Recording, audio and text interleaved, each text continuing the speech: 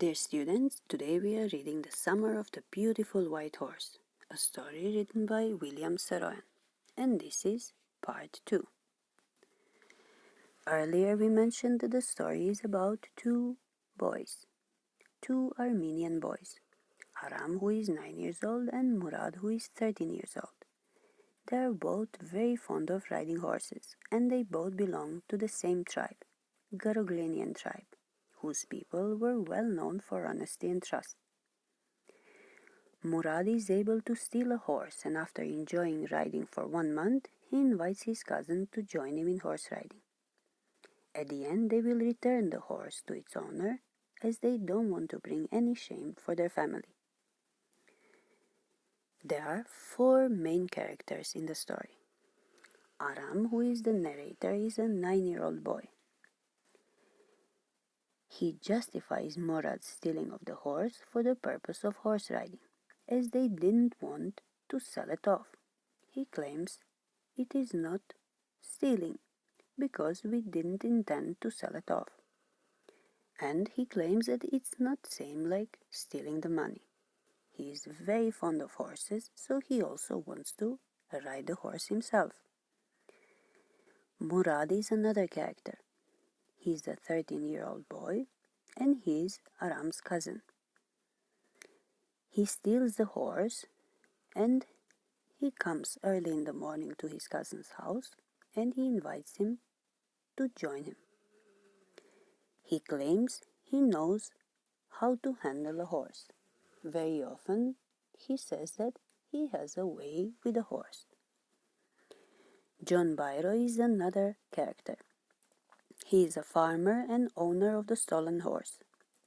He is saddened over the sudden disappearance of his horse. Another character is Uncle Khosrow. He is the narrator's uncle, and he has been described as a man with a short temper and irritable nature. The story begins with Aram remembering an experience when he was 9 years old. The world for Aram at that time seemed to be delightful and joyous.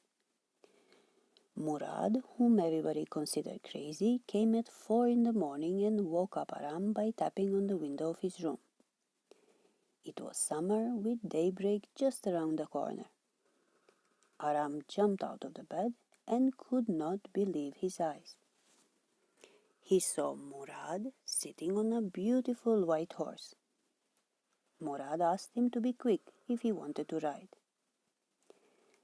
Aram had always longed to ride a horse, but they were poor. They couldn't afford a horse.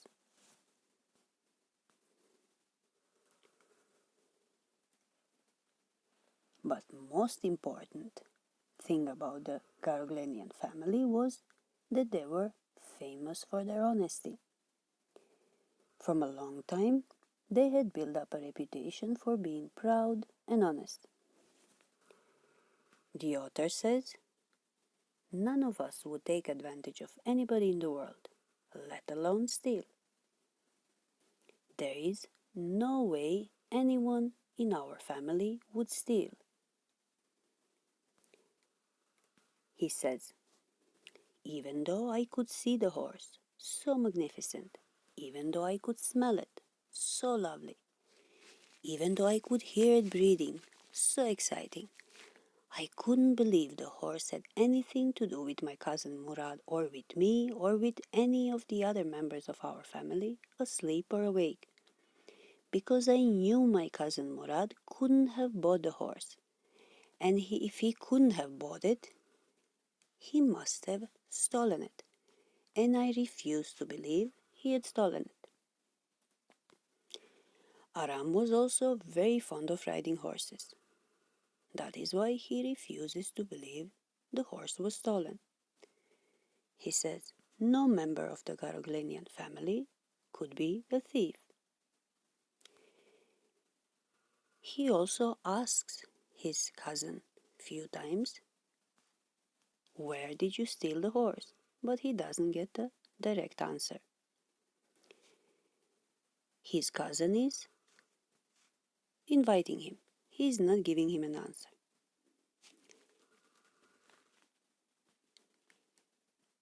Aram said, well, stealing a horse, it wasn't maybe stealing at all.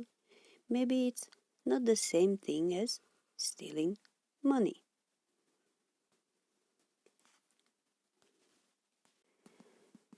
So Aram gets ready and he jumps out of the window.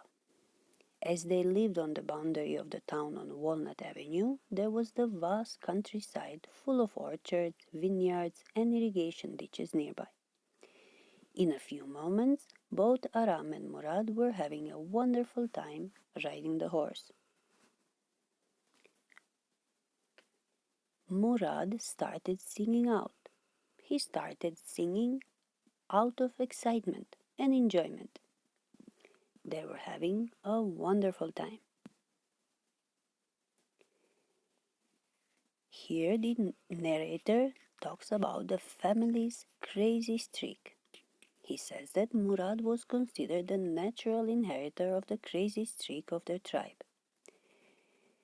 Before Murad, Uncle Khosrow was considered as crazy in the family. Khosrow had a powerful head of black hair and the largest mustache in San Joaquin Valley. Murad was also considered a crazy boy, though his father, Mr. Zorab, was a practical man without having any crazy streak. After enjoying the horse ride together, Murad wanted to ride the horse alone. Murad kicked the horse and it started running. After 5 minutes, Murad stopped. Now it was Aram's turn. Aram leaped on the back of the horse and for a moment the horse didn't move. But after he moved, he took him over the vineyards and he leaped over 7 vines before Aram fell.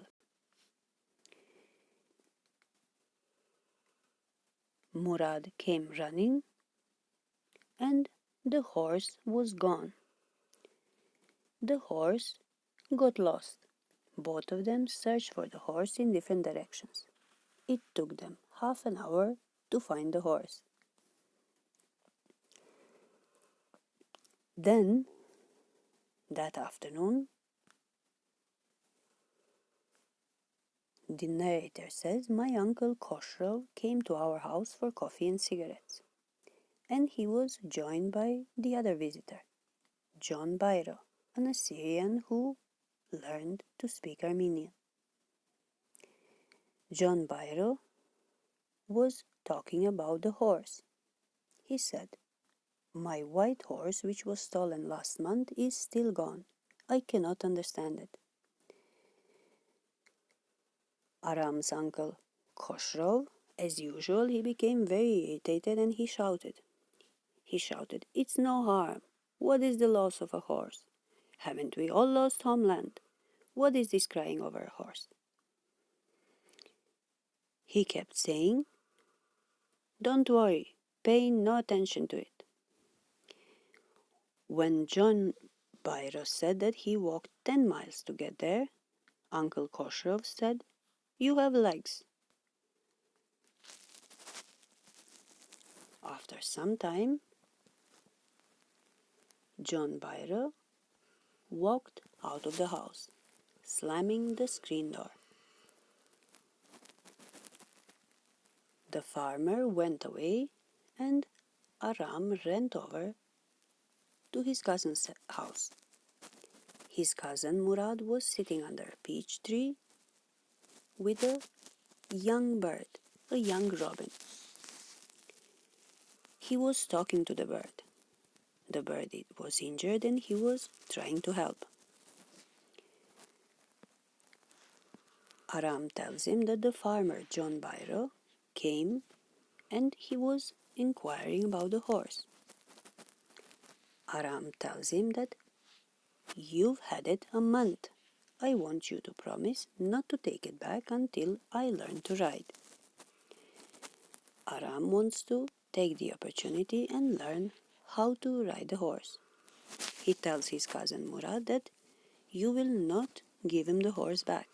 First, I want to learn to ride. Then you can return the horse. It will take you a year to learn to ride, my cousin said. We could keep the horse a year, I said. My cousin Murad leaped to his feet. He jumped to his feet. What? He roared. Are you inviting a member of the Garoglenian family to steal? The horse must go back to its true owner. Although he had already stolen a horse, Murad is telling his cousin that we must give it back. No member of Garoglenian family steals. Murad was also aware that stealing was a strict no. Both of them were, on the other hand, very fond of horses, so they couldn't resist. Murad tells him that the horse must go back to its true owner. When? Aram asks. In 6 months at the latest, he said. He threw the bird into the air. The bird tried hard, almost fell twice, but at last flew away, high and straight. The bird refers to the robin, a young robin which could not fly. Early every morning for 2 weeks, my cousin Murad and I took the horse out of the barn of the deserted vineyard where we were riding it and rode it, and every morning the horse, when it was my turn to ride alone, leaped over grapevines and small trees and threw me and ran away. Here the narrator is explaining his experience with the horse. He says that every morning for next 2 weeks they would take the horse out of this barn and they would ride it. And every time when he was riding it, the horse would leap, he would jump over these grapevines, and he would throw him and he would run away.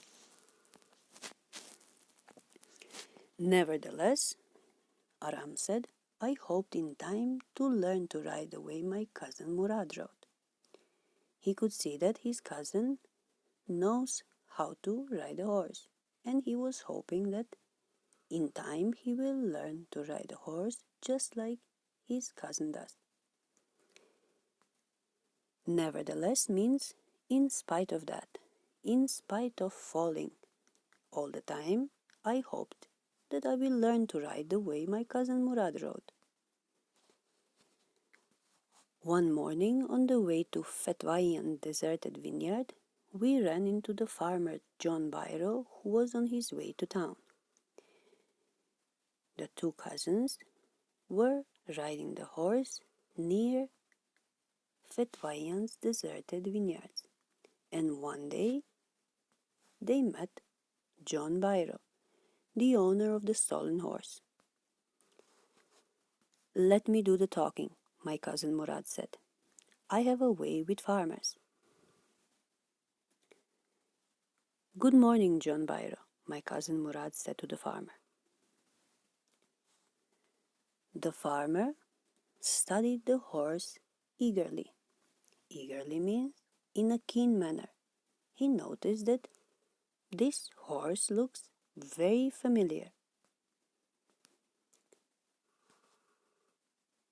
Good morning, son of my friends, he said. What is the name of your horse? My heart, my cousin Murad said in Armenian. A lovely name, John Byra said, for a lovely horse. I could swear it is the horse that was stolen from me many weeks ago. May I look into his mouth? Of course, Murad said. The farmer looked into the mouth of the horse. Toot for toot, he said. I would swear it is my horse if I didn't know your parents. The fame of your family for honesty is well known to me. Yet the horse is the twin of my horse. A suspicious man would believe his eyes instead of his heart. Good day, my young friends. John Byra, the owner of the stolen horse, is seeing the horse carefully. He even looks into the mouth of the horse. But he says, I would swear it is my horse if I didn't know your parents. I know you all are very honest, and the fame of your family for honesty is well known. I can see that this horse is very much like my horse. He also says that a suspicious man would believe his eyes instead of his heart. But I am not a suspicious man. I believe my heart. This is not my horse. So he says, good day, my young friends, and he goes. Good day, John Byro, my cousin Murad said. Here, toot for toot means that everything was so much like his horse. But he still decided to believe his heart, not his eyes. He believed his heart that the family was very honest and that they could have never stolen a horse. Early the following morning, we took the horse to John Byro's vineyard and put it in the barn. The dogs followed us around without making a sound. The dogs, I whispered to my cousin Murad. I thought they would bark. They would at somebody else, he said. I have a way with dogs. Next day, early in the morning, Murad and Aram took the horse to John Byro's vineyard, and they put the horse in the barn. They returned the horse. There were some dogs that followed them, and they were very quiet. They were not making any sound. Murad said, it is because I have a way with dogs. My cousin Murad put his arms around the horse, pressed his nose into the horse's nose, patted it, and then we went away.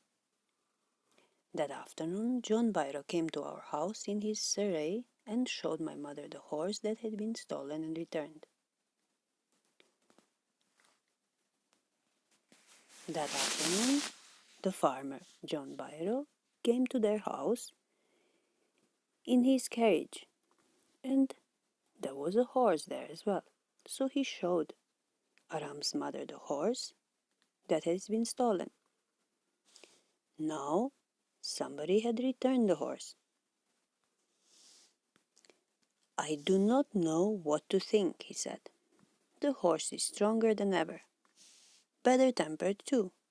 I thank God.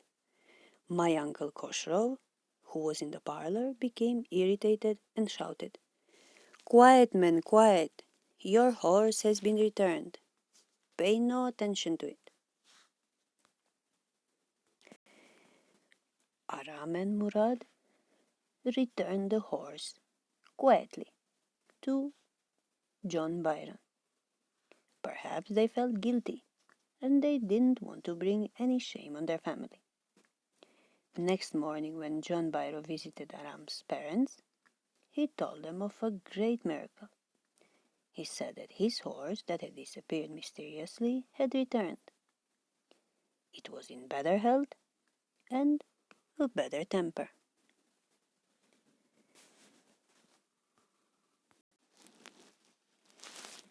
The story doesn't give any indication that the boys were afraid of anyone or anything.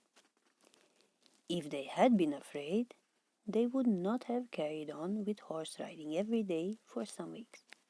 They had an intense desire for horse riding. To fulfill their intense urge, they had kept the horse for some time, but they always had the intention of returning the horse to its owner. During their conversation with John Byro, the boys got conscience-stricken, and their family and tribe were well known for their trustworthiness and honesty, so they decided to return the horse to its owner. This story perhaps lacks breathlessness. It maybe lacks breathless adventure and exciting action, but still it maintains the reader's interest by depicting the innocence of two Armenian boys. They both believed that borrowing a horse to fulfill their passion for riding a horse was not stealing. Moreover, the boys had the intention of returning the horse to its owner after fulfilling their desire. The story also provides an insight into child's psychology. Though the boys wanted to enjoy the thrill of horse riding, they didn't want to bring a bad name to their family, which was famous for its honesty and trust. Our interest is maintained in guessing at the turn of events and what will be the reaction by the boys.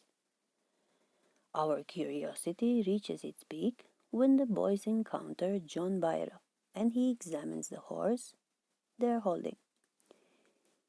They could have been caught by the owner of the horse, but they are not suspected as they belong to an honest tribe.